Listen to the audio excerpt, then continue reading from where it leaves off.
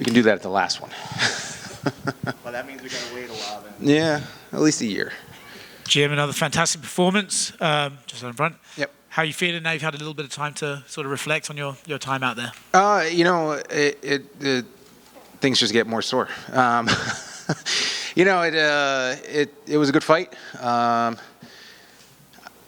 It's kind of the way I had it going in my head as I was training for this one. I had almost a full training camp for Gabriel about a year ago, and then he unfortunately got hurt, had to pull out.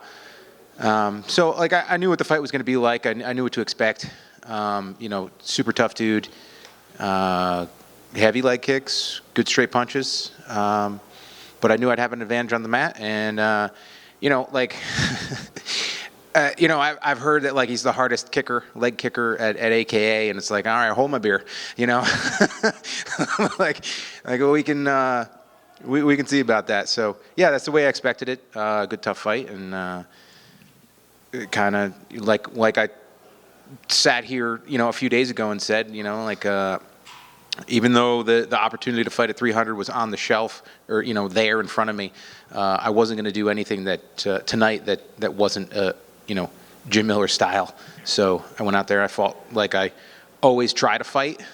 Sometimes I fall a little short, but my goal in every fight that I've ever been in is to come out and to be as violent as I can and to get that finish. That's the only way I'm happy, is if I put somebody away. It's funny you mentioned that Jim Miller style. It's kind of crazy, right? I feel like in this sport we're so used to someone being good, and then suddenly overnight they fall off and they're nowhere near the skill level. But you have maintained the same level and consistency throughout your whole career.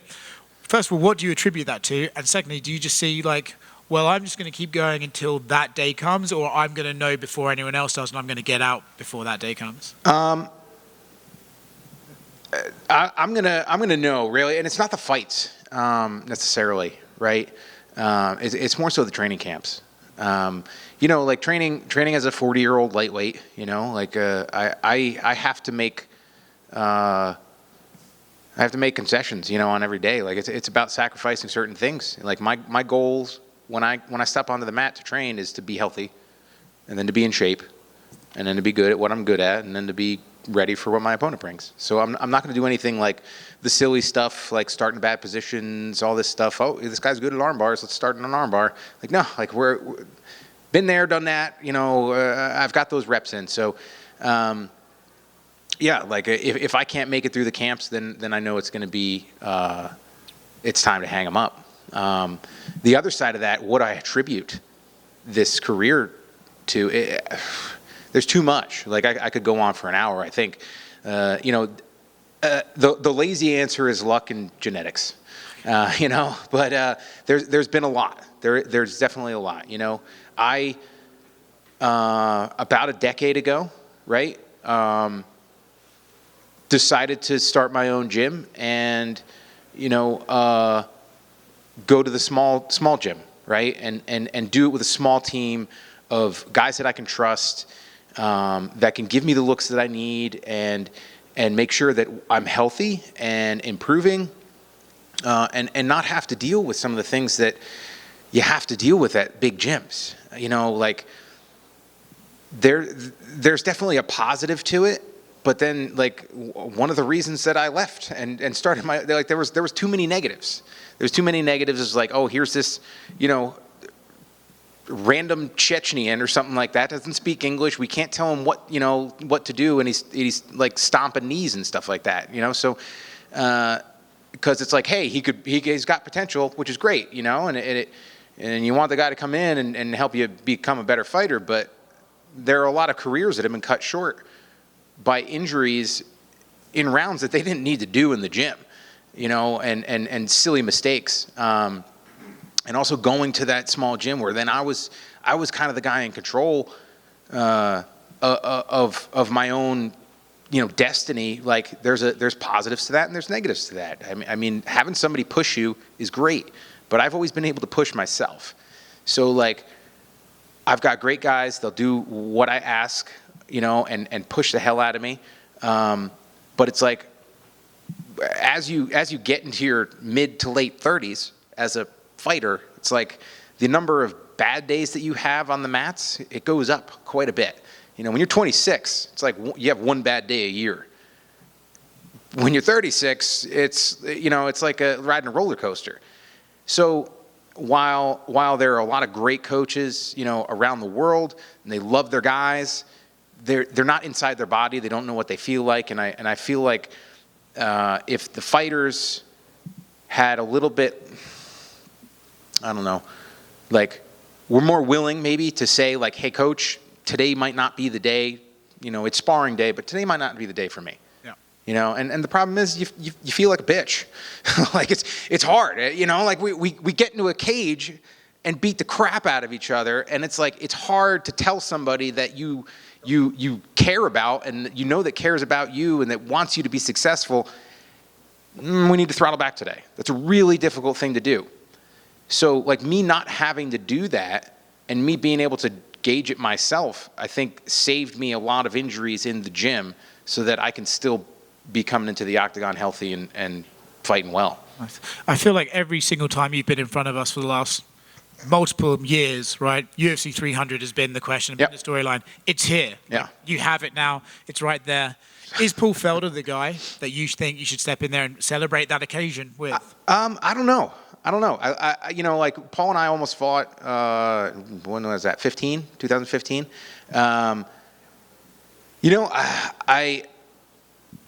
I think that fight would be brutal. Like I think that is a brutal fight. Me and him locked in a cage for 15 minutes. I also think that Matt Brown fight is amazing as well. I think it's awesome because one, I don't have to cut weight, and two, he's the guy with like the most finishes at welterweight. I'm the guy with most finishes at lightweight. Like that's a fight for 300, right? Like let's put on a show. Let's go out. Let's entertain. And I'm willing to move up in weight for that type of event. Like it's not like I'm trying to get my rankings up or anything like that. Particularly 300, I would hop in at any moment if Sean called me for those types of fights. Honestly, Sean, if you're watching, but yeah, like I want to put on an epic show with two badass dudes that have been around for a bit, and I think Matt might be that guy. I got a question. Yes, sir. So congratulations on the win. Thank you. Would you notice now, like obviously you're not the same fighter you were back then, but would you notice now it's harder for you to get into fight condition at 40 than at 26? And obviously now, how do you feel now after the win? Besides, your emotions, but your body. Fight condition is not. It's changed, right? Like I was constantly training. Like it would be like I'd go through a fight like this, and I'd be back in the gym in 5 days. So I'm going to need a little bit more time because the recovery doesn't happen like it used to. But I'd say like getting into fight shape, fight conditioning it's just different. I've got great coaches in Martin Rooney and Nick Behringer who helped me with my diet and strength and conditioning. And I think we've got things dialed in pretty well. I might not always listen to my dietitian, I think we've got things worked out. I had a period in my career a few years ago where I felt like I wasn't getting into shape. I wasn't conditioned enough, and we kind of figured that out. And also like the whole sleep thing. Like if I could tell anybody, like sleep, get 8 hours of sleep, just please. It's a free performance enhancing thing. Like it's the best. And I used to be a 5 hour a night kind of guy and just caffeinate the heck out of myself. So, but yeah, like my body has changed, and yeah, I'm different. I'm different now than I was. I think I fight a lot smarter. I think I'm having more fun out there, which makes me more dangerous, honestly, because I used to have such bad tunnel vision that I would miss things. But yeah, like I'm not gonna sit here and try to be, the fighter I was when I was 26. Also, what would you like to see for the rest of your career? Like, what would be the textbook for Mr. Miller? I don't know. Yeah, get a great fight on 300. Like I said, a couple days ago, I don't know if Bruce will introduce me as Jim fucking Miller. I don't know if he swears while he's working. He definitely swears when he's not. But yeah, right. So I think it'd be cool. I think it'd be cool to maybe open the pay-per-view with that. I think doing that in front of the T-Mobile full of fans would be awesome. I think that would get me super fired up. And then after that, let's put on some great fights. I'm not the type to name names. So there's lots of guys out there that I'd love to get the opportunity to share the octagon with. Not names, but 50 fights and 30 wins. Would either one of those numbers interest you? 30 wins would be pretty awesome. That would be really awesome. I'm not really hanging myself on any of the numbers, to be perfectly honest. I think that who I am and the legacy that I have isn't those numbers. It's how I've carried myself through the ups and downs that I've had to deal with. And when a guy like Mike Bisping, is complimenting me inside the octagon, that's it means the world to me. So I'm gonna continue to do what I'm doing, and I'll make the decisions on next steps. But yeah, let's just keep going for now. You got another $50,000 performance of the night. Have anything on the top of your head? What you're doing with that? Have you seen prices at the grocery store? I got 4 kids and they're getting older and they eat like friggin' horses. No, hopefully focus on assets at this point. Something that can pay me more, make me more money. So not a new tractor? No, not. I was telling my wife that I would like a bigger tractor, but in order to get a bigger tractor, I need more land. So I think I need to take that first step. Makes sense. And then finally for me, Nicholas Mota fought on the prelims, and he said back here that he hoped to tell you that his situation was almost like he fought somebody coming off a UFC debut. He's the veteran, and he went out and knocked him out, just like what you did to him. So I guess is that kind of cool, just like a full circle moment? Kind of, yeah. I mean, it's he's a good dude. He's a great fighter. I love watching him fight. Yeah, so it's I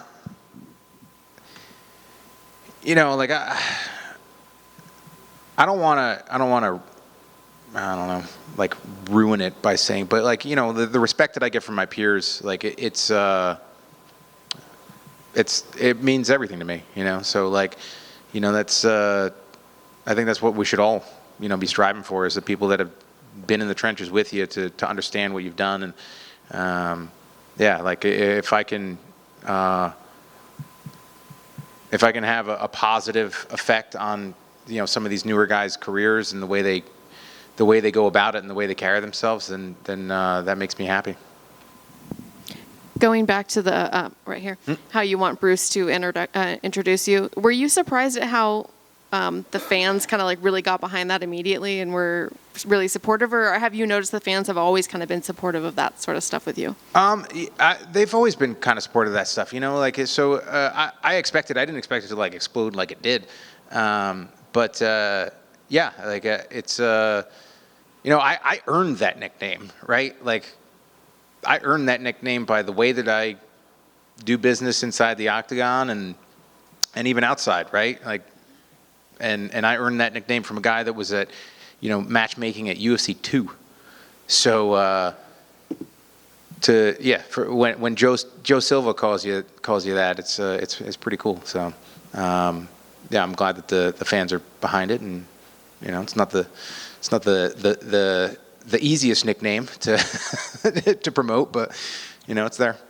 Would you settle for a effing? I would. Well, not in the octagon. No, come on. He's got to say it. He's got to say it. If we're doing T-shirts, I can do effing.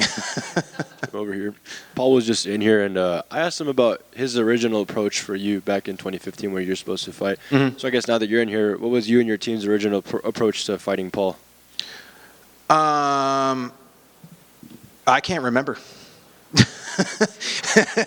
Yeah, that was 2015. That was like the dark ages for me, unfortunately. So there was a period that I don't have a lot of memories about, and that was one of them. I remember preparing for him to be a good striker and throw a lot of kicks and spinning stuff. And, he fought some of my training partners on the local circuit and stuff like that. So we had a little, a little scouting on him. But, that was like, there was time in between that. And obviously, we're looking at 9 years. So it's a totally different fight nowadays. Fair enough. And I know UFC 300 is kind of like a bucket list thing for you in the fight game. So once you get that done, is there another bucket list item, maybe like fighting a specific place or specific opponent before it's all settled? I want to fight. I want to fight back home once more. I would like to fight at the Prudential Center. I think that would be bring things kind of full circle. MSG might suffice, but I'm from New Jersey, so I'm not from New York. And if we're going to be honest, the New York Commission is a pain in the ass to work with. So, I'd like to fight closer to home so that, more of my training partners and family and friends can come, share one of or the last, fight that I have. Awesome. Congratulations. Thank you. I know when you first sat down, you said you weren't done yet, but you said maybe another year. I don't know if that meant 2024 in general, by the end of the year, maybe this could be that year that, if you kind of hit those goalposts, has your mind started settling on the fact that this could be the end year? And if not, I know you talked about UFC 300 so many years ago, and it was right around the corner. Just want to throw out that if 2005 was, you could make 20 years if you make it to 2025. 65? Maybe, yeah. Gotta love that. So, I mean, you did say sort of maybe a year, so I don't know if in your brain you've already started wrapping around possibly the end of this year, but next year, if you make it to 2025, that's 20 years. That would is. be pretty cool as well. Yeah. I've been playing it kind of fight by fight at this point, it's I've said it plenty of times before that I look at every opportunity that I get to fight after, like 200, right? UFC 200, UFC 196, just around then, as a gift, man. Like I'm super appreciative to be able to do this and to continue to be able to do this. And I know that it's not typical. It's definitely atypical to be able to go through the camps, to go through the fights, and to be able to continue in a difficult athletic endeavor. As a 40-year-old, especially as a lightweight. So I'm just happy to be here. Like I was, I'm in the back and I'm like ear to ear, cheesing it up. Who knows? Who knows what's going to, when the last one's going to be at this point? There's definitely, the talks have been going on with me and my wife we're preparing for it. We're preparing for the day that I'm not fighting anymore. The toughest part is that when I do get a fight nowadays, it's like I got to be all in. So and still all in with the kids and stuff like that and the family. So this was a difficult camp for me. Helping the boys out with wrestling, coaching wrestling, and my oldest is in basketball, and my other daughter's in dance, so my wife's always there with dance with her. So we're like two ships in the night. Once 5 o'clock hits, so packed all my training into Monday through Friday, and during the day when the kids were at school, and it was there was nothing else getting done. So that's the tough part, is that transition to life after fighting. I have to be able to be working on that. And, now that I've got a couple weeks before I have to ramp it back up, I'll be focusing on that type of stuff and trying to ease the transition, into the next stage of my professional career. Which has got to be still kind of crazy because you're having these moments of brilliance in a lot of your recent fights, and it's got to be, here we are saying, well, you're obviously done soon, and you're pulling out magnificent things that we've seen. That, I mean, it's got to be a weird thought in your head, like, is it really time? Well, when you get up and you're like on fight day, and I'm like, oh my God, like I'm so sore, like I didn't do anything yesterday. I cut a little weight, but my low back was all tight. So I can turn it on for 15 minutes. I could turn it on for 25, given the opportunity. But yeah, it's harder. It's definitely harder, and I feel it. And it's all the things that you guys don't see, and like the performances inside the octagon. That's me at my in my world, in my realm, and what I was made to do, right? So it's all the little things outside of that where that make it a lot more difficult. Being a 40-year-old. Yeah, he's in the kitchen. Yeah, exactly, right?